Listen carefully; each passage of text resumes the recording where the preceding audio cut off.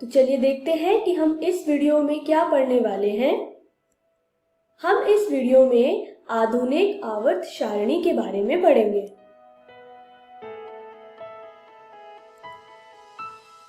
तो चलिए शुरू करते हैं आज की वीडियो हमारे विषय आधुनिक आवर्त सारणी से। जैसा हमने पिछली वीडियोस में पढ़ा था, तत्वों के वर्गीकरण के लिए काफी सारे सिद्धांत दिए गए। उनमें से पहला सिद्धांत था डॉबी-रेनॉल्ड्स का त्रिक नियम। डॉबी-रेनॉल्ड्स ने तत्वों को 3 के समूह में बांटा था। इस समूह को उन्होंने त्रिक का नाम दिया था, जिसे हम इंग्लिश में ट्रायड कहते हैं। इस नियम के अनुसार मध्य में स्थित तत्व का द्रव्यमान बाकी 2 तत्व के द्रव्यमान के औसत के बराबर था। स्क्रीन पर आप एक चित्र देख रहे होंगे। यह चित्र त्रिक का है। इस नियम में काफी खामियां थी। यह नियम एक सफल नियम नहीं था। इसीलिए दूसरा नियम आया, जिसे जॉन न्यूलैंड ने दिया था। इस नियम का नाम था न्यूलैंड का अष्टक सिद्धांत। जैसा हमने पिछली वीडियोस में पढ़ा था, अष्टक सिद्धांत के अनुसार प्रत्येक 8वें तत्व के गुण उससे पहले तत्व के गुण के समान होते हैं, जब हम इन तत्वों को उनके परमाणु द्रव्यमान के बढ़ते क्रम में व्यवस्थित करते हैं। स्क्रीन पर आप एक चित्र देख पा रहे होंगे। यह न्यूलैंड द्वारा दिया गया था। इसमें अष्टक सिद्धांत के अनुसार तत्वों को रखा गया था, यानी लिथियम के गुण सोडियम के गुण के बराबर थे, क्योंकि सोडियम लिथियम से 8वां तत्व था। इस नियम में भी काफी कमियां थी, क्योंकि यह सभी तत्वों को वर्गीकरण नहीं करता था। इसीलिए दूसरा सिद्धांत आया, जो कि दिमित्री मेंडलीव ने दिया था। दिमित्री मेंडलीव ने आवर्त सारणी का नियम दिया था, जिसके मुताबिक तत्वों के गुणधर्म उनके परमाणु भारों के आवर्ती फलन होते हैं। उन्होंने पहली बार आवर्त सारणी का जिक्र किया था। इसीलिए दिमित्री मेंडलीव को आवर्त सारणी का जनक या father of modern periodic table भी कहते हैं। स्क्रीन पर आप एक चित्र देख पा रहे होंगे। यह मेंडलीव द्वारा आवर्त सारणी का है। जैसा हमने पिछली वीडियोस में पढ़ा था, मेंडलीव ने अपने आवर्त सारणी में कुछ स्थानों को खाली छोड़ा था। उनका यह मानना था कि जब भविष्य में और तत्वों की खोज होगी, तो उन तत्वों को उनके गुणधर्मों के आधार पर इस आवर्त सारणी में जगह दी जाएगी। मेंडलीव का सिद्धांत एक सक्सेसफुल सिद्धांत था, पर इस सिद्धांत में भी कुछ खामियां थी। इस खामियों को आगे पढ़ा था हेनरी मोजेले ने। हेनरी मोजेले ने 1931 में कुछ तत्वों के एक्सरे स्पेक्ट्रों को पढ़ा था। उन्हें इन स्पेक्ट्रमों में नियमितता पाई थी। उन्होंने एक ग्राफ बनाया था। पहला ग्राफ उन्होंने परमाणु द्रव्यमान और आवर्ती की वर्गमूल यानी स्क्वायर रूट ऑफ फ्रीक्वेंसी के बीच में बनाया, और एक ग्राफ उन्होंने परमाणु क्रमांक और स्क्वायर रूट ऑफ फ्रीक्वेंसी के बीच में बनाया। स्क्रीन पर आप एक चित्र देख रहे होंगे। यह परमाणु क्रमांक और स्क्वायर रूट ऑफ फ्रीक्वेंसी का ग्राफ है। इस ग्राफ को पढ़ के हेनरी मोजेले ने यह बताया कि परमाणु द्रव्यमान की तुलना में किसी तत्व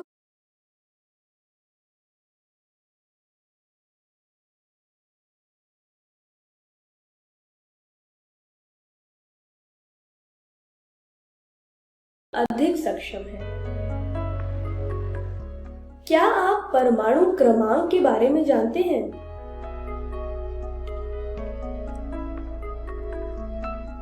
एक परमाणु में उपस्थित प्रोटॉनों की संख्या को परमाणु संख्या कहते हैं। मान लीजिए स्क्रीन पर दिए गए चित्र एक परमाणु यानी एटम का है। जैसा हमने पिछले चैप्टर में पढ़ा था, परमाणु के केंद्र को नाभिक या न्यूक्लियस कहते हैं। इस नाभिक में दो तरीके के कण पाए जाते हैं। एक होता है न्यूट्रॉन और दूसरा होता है प्रोटॉन। और नाभिक के चारों ओर घूमने वाले कण को इलेक्ट्रॉन बोलते हैं। तो परमाणु क्रमांक इन प्रोटॉनों की संख्या को बोलते हैं।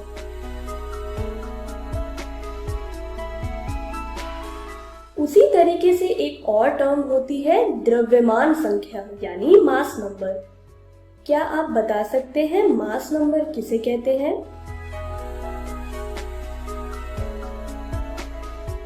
परमाणु के नाभिक में उपस्थित प्रोटॉन और न्यूट्रॉन की कुल संख्या को द्रव्यमान संख्या या मास नंबर कहते हैं।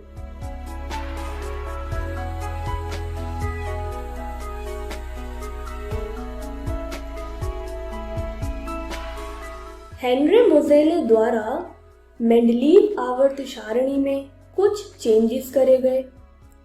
उसे हम आधुनिक आवर्त नियम यानी मॉडर्न पीरियोडिक लॉ भी कहते हैं। आइए आधुनिक आवर्त नियम या मॉडर्न पीरियोडिक लॉ के बारे में पढ़ें। इस नियम के मुताबिक तत्वों के भौतिक तथा रासायनिक गुणधर्म उनके परमाणु क्रमांक यानी एटॉमिक नंबर के आवर्ती फलन होते हैं।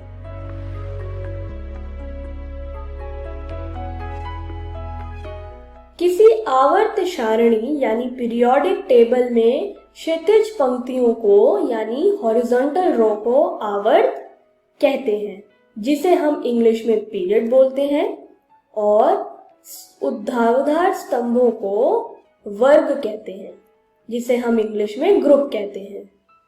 उन तत्वों को एक ही वर्ग में रखा जाता है जिनके समान बाह्य इलेक्ट्रॉन विन्यास होते हैं।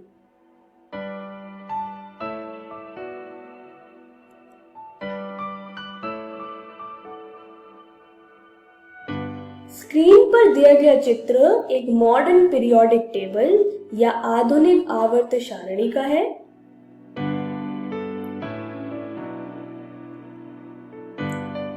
आवर्त में परमाणु संख्या के बढ़ते क्रम में तत्वों की व्यवस्था की जाती है और वर्गों में उन तत्वों को रखा जाता है जिनके समान बाह्य इलेक्ट्रॉन विन्यास होते हैं।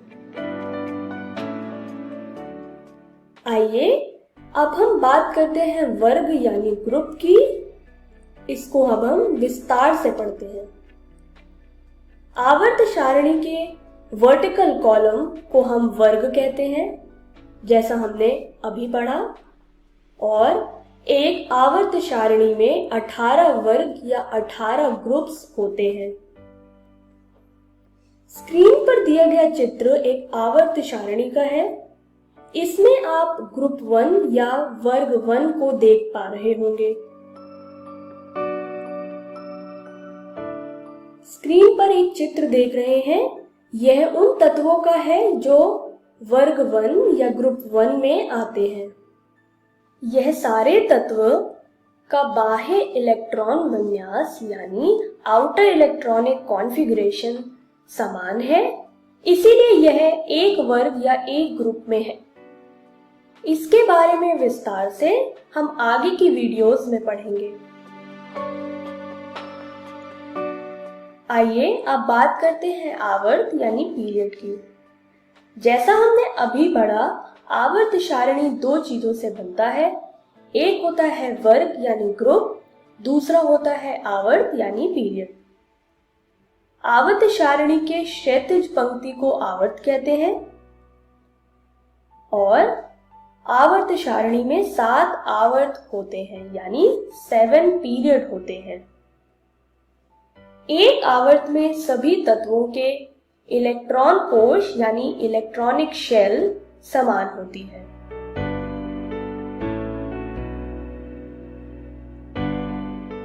स्क्रीन पर आप एक चित्र देख पा रहे होंगे। इसमें आप वर्ग और ग्रुप को देख रहे होंगे, जो कि एक वर्टिकल कॉलम होता है और हॉरिजॉन्टल रो होता है पीरियड, जैसा कि आप स्क्रीन पर देख पा रहे होंगे।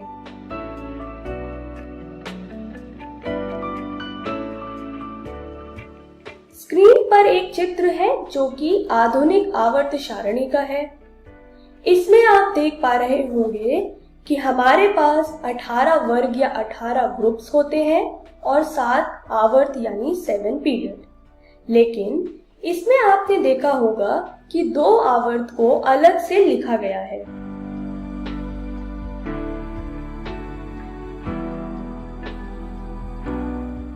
इस आवर्त को हम एफ ब्लॉक एलिमेंट्स कहते हैं। इसके बारे में विस्तार से हम आगे की वीडियोस में पढ़ेंगे।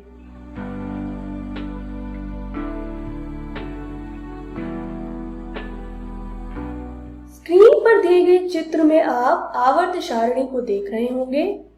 इसमें हमने हर वर्ग को 4 वर्गों में बांटा है, S block, P block, D block और एफ ब्लॉक। हमारी आगे की वीडियोस में हम इसको विस्तार से पढ़ेंगे।